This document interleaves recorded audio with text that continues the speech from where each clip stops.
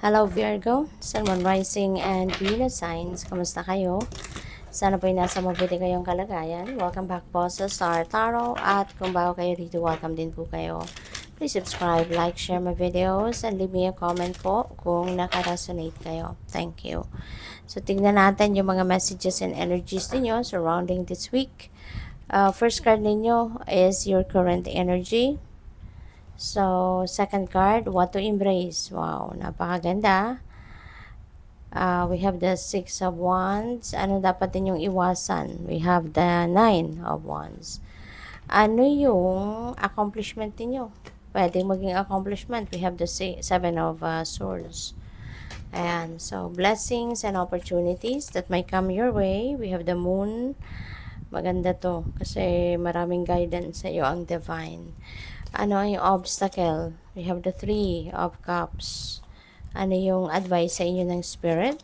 We have the Four of, lagi kayong merong ganito, no, Virgo?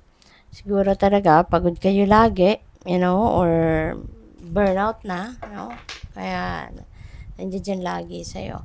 So, ito yung theme ninyo, full. Meron kayong gustong baguhin. Meron kayong gustong pasuking bagong ganap sa buhay. You want to start something new in your life. Parang siguro matagal yun na itong plano na I want to change my life, I want to do this, I want to do that, no? Instead of laging yun na lang ang routine mo, siguro, no? At ngayon, maaari, no, na yan ay may sa katuparan ninyo this week.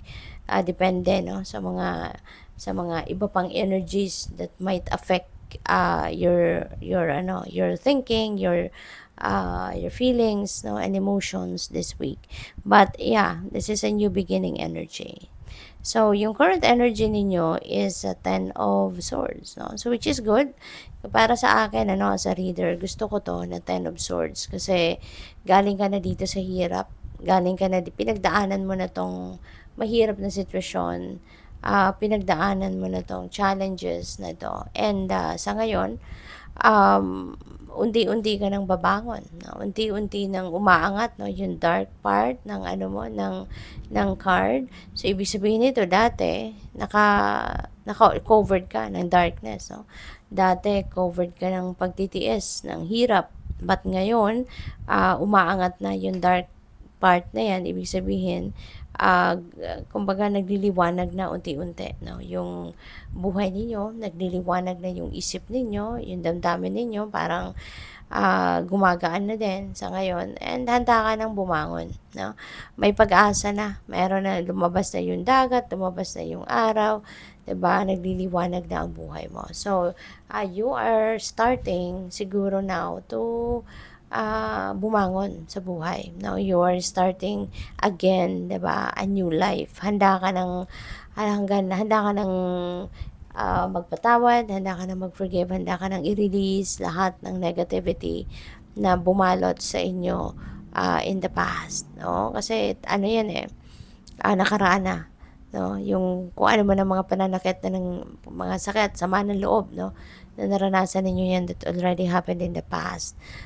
Na stab in the back kayo dyan no? Yung swords sa likod na lalaki. So, that is a backstabbed energy.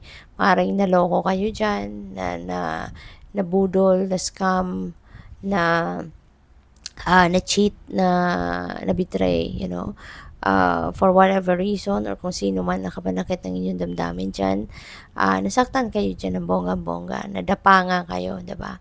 Nadapa kayo, daming sword sa likod, diba? Kaya nahirapan kayo dyan ng bonggang-bongga. Pero ngayon, maganda kasi you are thinking of moving on with your life.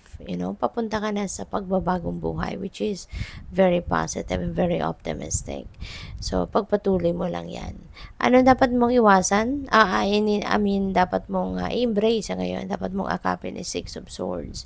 Six of Swords is victory energy. So, talagang magtatagumpay ka na sa ngayon. Virgo, unang-una, no? eto, this is already your tagumpay na unti-unti nang gumagaan na yung inyong pakiramdam, nagbubukas na muli yung isip mo at ng puso mo at ang sarili mo sa pagbabago, na gusto mo nang baguhin ang buhay mo, no? Gusto mo nang umalis sa darkness na yan. So that is already in a sense a victory for you. Kasi makakaalis ka na dyan sa mahirap na sitwasyon.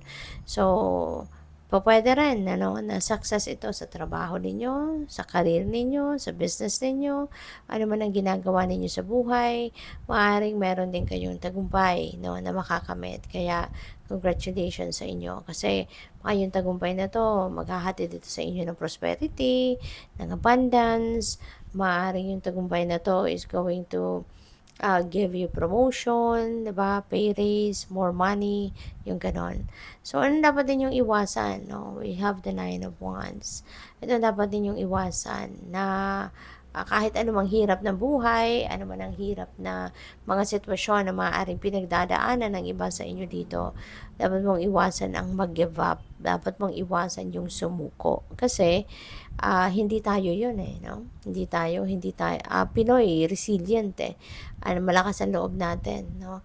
Mas pinipili natin lumaban, 'di ba? Kaysa malugmok, 'di ba? Kaya 'yun ang dapat ninyong iwasan, Baka minsan naiisip ninyo na parang ayoko na, 'di ba? Susuko na ako. Hirap na ako, 'di ba? So kapag may ganyan, 'di ba? Sana i-transmute ninyo yung negative thoughts na yan, into something positive. Masisipin ninyo na there is so much better, 'di ba? Situation na naghihintay sa inyo, 'di ba? Kaya ito, ito nga, 'di ba? Nahirapan kayo dito ng bongga, pero with this card, with this energy na lumabas sa reading ninyo, ibig sabihin na hindi ninyo to susukuan, hindi ninyo to sinukuan, 'di ba?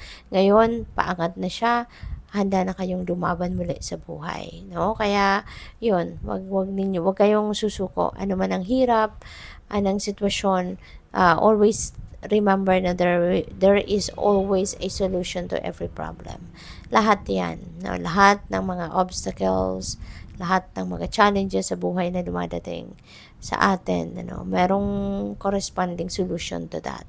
Kaya yun lang ang dapat ninyong hanapin. Okay? Wag ninyong sukuan.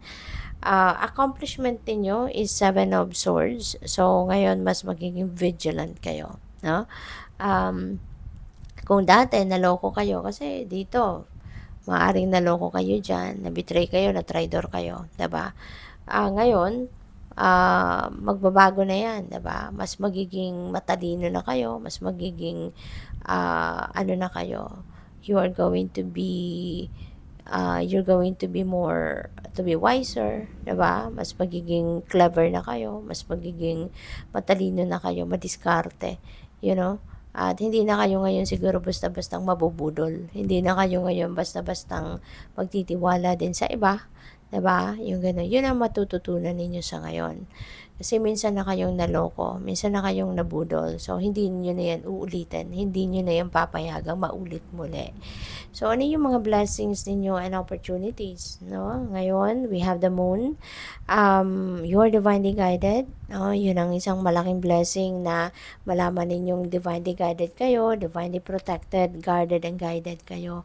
Na sa kahit anumang pamamaraan, ang universe ay talagang laging nandiyan dyan para tulungan ka, para suportahan ka, gabayan ka, intuitive messages, intuitive nudges, iba't ibang downloads, dreams, dinadaan ng universe sa mga yan, at iba pang pamamaraan, yung paggabay sa iyo. Kaya, ang dapat na gagawin din ninyo rito, always pay attention to your intuition. Always pay attention to the subtleties na nakikita ninyo that are presenting itself to you kasi those are gabay para sa iyo. Okay? So, ano yung possible na obstacle ninyo or challenge ngayon is the 3 of Cups, no?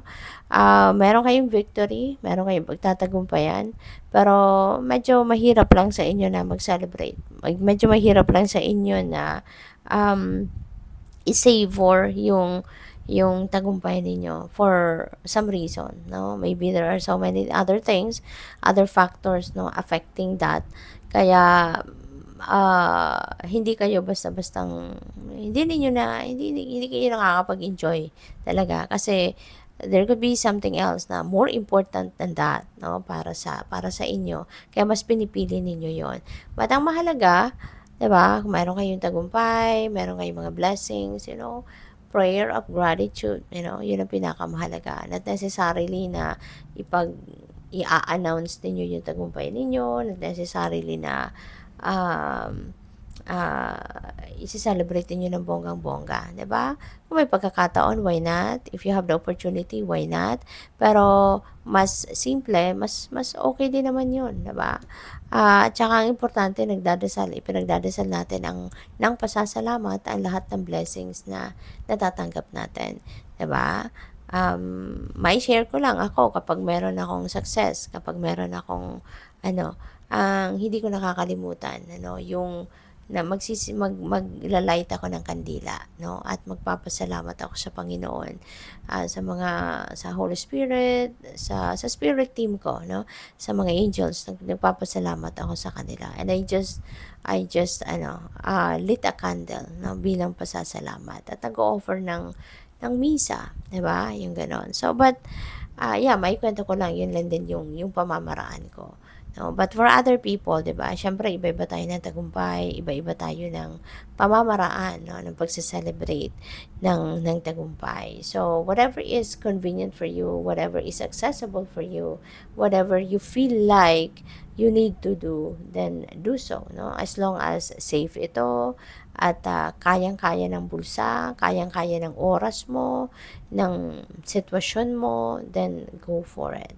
So, ano yung advice sa inyo ng spirit sa ngayon? We have the Four of Swords, sa lahat ng tagumpay ninyo, lahat ng hirap na pinagdaanan ninyo, na overcome ninyo, 'di ba? So, siguro pagod kayo, 'di ba? Pagod, lalo-lalo na mentally, emotionally, and also physically. Kaya, wag ninyong ipagkakait sa sarili mo yung pagpapahinga, yung pagre-relax, 'di ba? Ibigay ninyo 'yan sa sarili mo. Tulog, 'di ba? Kompletong tulog or quality sleep.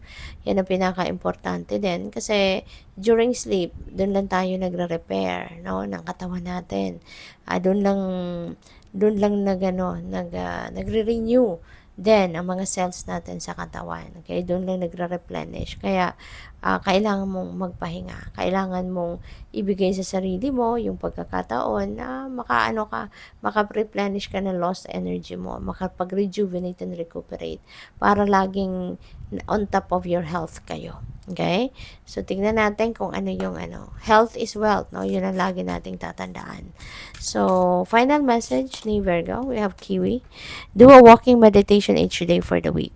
Yeah, for next week, no? So, siguro nagme-meditate talaga din kayo at siguro din nag-exercise kayo, nag-walking talaga kayo. So, ngayon, do it, no? 2 in 1, kumbaga, 2 in 1 na. Magpa-meditate ka na, at the same time, makakapag-walking ka pa.